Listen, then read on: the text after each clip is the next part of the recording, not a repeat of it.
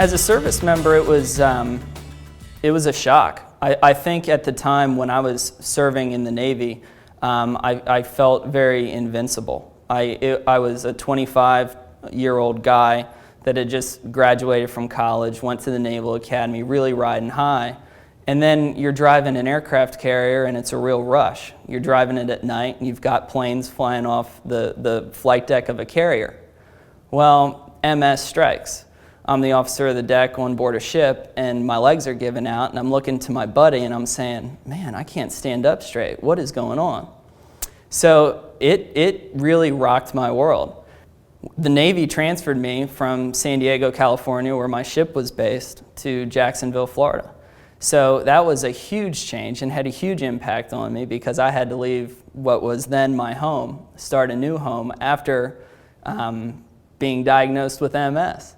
So I had to move across the country, get treated at the Neurological Center in Jacksonville, Florida, and boy, that was the toughest time of my life. You know, you're number one, when you're a service member, you think that you have a career for 5 years. Well, mine was stopped short at 2, and I'm thinking to myself, what am I going to do now? It's really, really rocked my world. It took me, I'd say, 6 months after diagnosis just to figure out where I wanted to go with the rest of my career. And when I was in the service, I didn't really have to worry about that. As an MS patient, I'm constantly on the look for more money going into research. If you take a look at MS, it's one of the most misunderstood diseases probably in the world. The numbers say that we have 400,000 people living with it in the United States. It's probably more. It gets confused a lot because it sounds like scoliosis as a problem with somebody's back. A lot of people, when they think MS and multiple sclerosis, they think, well, it's a middle-aged woman that was diagnosed. They think Annette Funicello.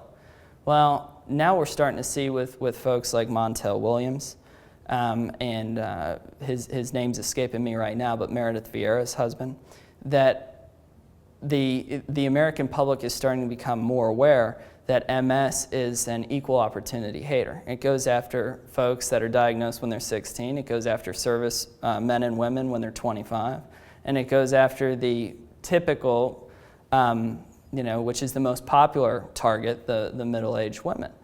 But research funding really means the world to me. Why? Because I think it's our greatest hope.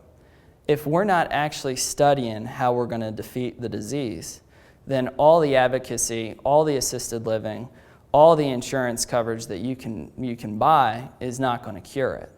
So we have to take a real hard look at how are we going to partner with the greatest hospitals, the greatest doctors, the greatest researchers in the world, and really find the actual cause of this.